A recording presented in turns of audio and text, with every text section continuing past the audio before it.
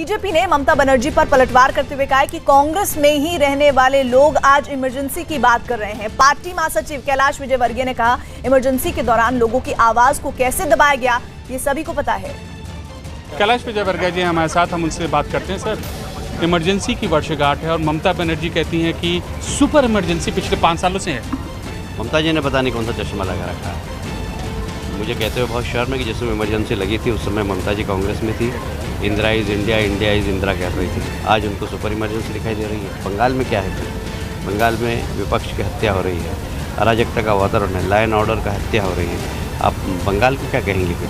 और देश में सुपर इमरजेंसी कहना ये देश की जनता का अपमान है। देश की जनता ने वोट देकर एक लोकप्रिय प्रधानमंत्री को चुना है।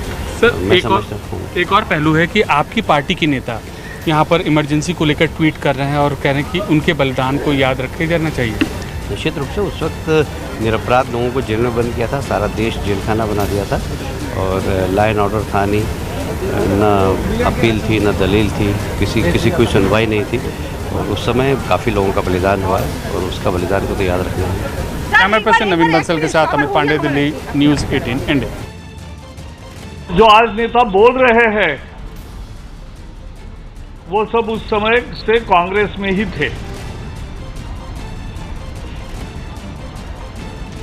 और इसलिए इमरजेंसी का अध्याय हमेशा पीढ़ी दर पीढ़ी बताना चाहिए, क्योंकि फिर से देश की आज़ादी कभी खत्म न हो। केंद्रीय मंत्री गिरिराज सिंह जी थे। गिरिराज जी, आज पूरा देश आपातकाल को याद कर रहा है, उसकी बरसी है, लेकिन ममता बनर्जी ने आप लोगों पर हमला बोला और ये कहा है कि पिछले 5 सालों से देश में सुपर इमरजेंसी लगी हुई है। देखिए, आज देश में उन गरीबों के आंखों में झांक के देखे, जिसलिए मोदी जी की सरकार जो उनके लिए योजना लाई, चाहे आयुष्मान भारत हो, चाहे घर हो, चाहे बिजली हो, चाहे शौचालय हो, उसी के कारण आज इतनी बड़ी विक्ट्री मिली। और इमरजेंसी के दिनों को याद करना उन लोगों के लिए रोंगटे खड़े कर देने वाली है जो इमरजेंसी काली अक्षरों से इतिहास के काले पन्नों में दर्ज हुआ है। इमरजेंसी वो काला अक्षर नहीं है बल्कि काला पन्ना है इमरजेंसी का वो दिन। और मैं कहता हूं कि जो लोग ममता बनर्जी कह रही हैं, ममता बनर्जी तो उसी कुल खानदान से पैदा हुई है जिस कुल खानदान में इमरजेंसी लगा था। आज बंगाल के अंदर सुपर इमरजेंसी है, वो 74 के इमरजेंसी से भी कड़ा इमरजेंसी लगा दी है कि जो जीत के जाए जनप्रतिनिधि उसे अधिकार नहीं मिलता, जो विरोध में बोले उसे उसकी हत्या करके पेड़ में लटका दिया जाता। वंदे मातरम नहीं बोल सकते, धर्म की बात नहीं कर सकते, इसीलिए बंगाल में इमरजेंसी है। और ममता बनर्जी को डर है कि आने वाले दिन में जैसे भारत में इमरजेंसी खत्म हुआ, इनकी सरकार की भी खात्मा होगी, इमरजेंसी भी। डिफीट के डिप्रेशन का इलाज जो है वो अहंकार और अराजकता नहीं बल्कि आत्मचिंतन है।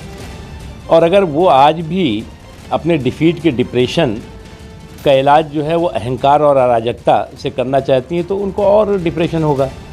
अगर वो आज जस्टिफाई कर रही हैं इमरजेंसी जो कि जिसने कि लोकतांत्रिक मूल्यों की हत्या की थी। आपातकाल के मसले पर प्रधानमंत्री ने भी ट्वीट करके उन सभी लोगों को ये याद किया है जो आपातकाल के खिलाफ लड़े थे। बात करते हैं केंद्रीय मंत्री साध्वी निरंजन ज्योति। साध्वी जी, प्रधानमंत्री जी ने उन सभी को याद किया है जो आपातकाल के खिलाफ लड़े थे। बीजेपी अध्यक्ष अमित शाह ने कहा है कि आज के दिन लोकतंत्र की हत्या राजनीतिक हितों के लिए की गई थी। मैं आज सुबह देख रही थी जिस तरह से पुलिस के द्वारा आम जनता के ऊपर लाठियां बरसाई जा रही थी। मैं समझती हूँ कि इससे बड़ा काला अध्याय प्रजातांत्रिक देश में नहीं हो सकता है। और उन लोगों को मैं अभिनंदन करती हूँ जिन लोगों ने उस समय सामना किया था और संघर्ष किया था। मैं आज ही अभी ये मंत्रालय में बैठे देख रही थी जिस तरह से लाठियाँ भाजी जा रही थी। इससे बड़ा काला अध्याय देश के लिए नहीं हो सकता है। पश्चिम बंगाल की मुख्यमंत्री है ममता बनर्जी, उन्होंने ये ट्वीट किया है कि 5 सालों से देश में सुपर इमरजेंसी लगी हुई है और जो संस्थान है देश के उन्हें बचाने के लिए अपने इतिहास से हमें सीखना चाहिए। यानी आपकी सरकार पर सीधा निशाना उन्होंने साधा है। नहीं, मुझे लग रहा है ममता बनर्जी से सीखने की ज़रूरत नहीं है। ममता बनर्जी स्वयं वहाँ काला अध्याय शुरुआत कर रही हैं, तो उनसे कुछ सीखने की ज़रूरत नहीं है। बहुत बहुत शुक्रिया। कैमरा नवीन बंसल के साथ Vikrant Yadav, news 18 India, Delhi. Emergency की वर्षगांठ है और तमाम राजनीतिक पार्टियों से अलग अलग तरीके के ट्वीट आ रहे हैं। हमारे साथ बात करने के लिए दिलीप घोष जी हैं, पश्चिम बंगाल बीजेपी के अध्यक्ष।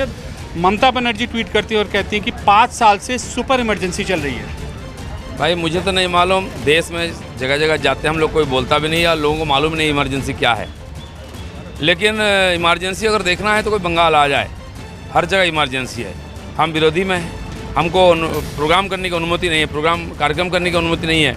कोई इधर उधर बोल दे या तो लिख दे तो तुरंत उसको जेल में डाला जाता है। और मतदाता है लेकिन मतदान करने का अधिकार नहीं है वहाँ।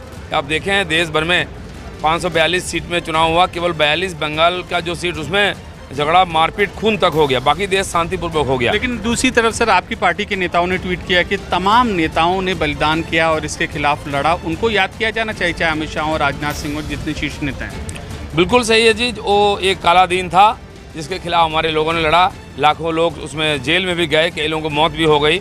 हम RSS बीजेपी के लोग सबसे ज़्यादा प्रताड़ित हुए, हम तो जानते ही हैं। लेकिन उसका फायदा उठा के जो लोग नेतागिरी कर रहे हैं वो हमको दोषारोपण कर रहे हैं। कैमरा पर्सन नीरज तिवारी के साथ अमित पांडे, दिल्ली न्यूज़ 18 इंडिया।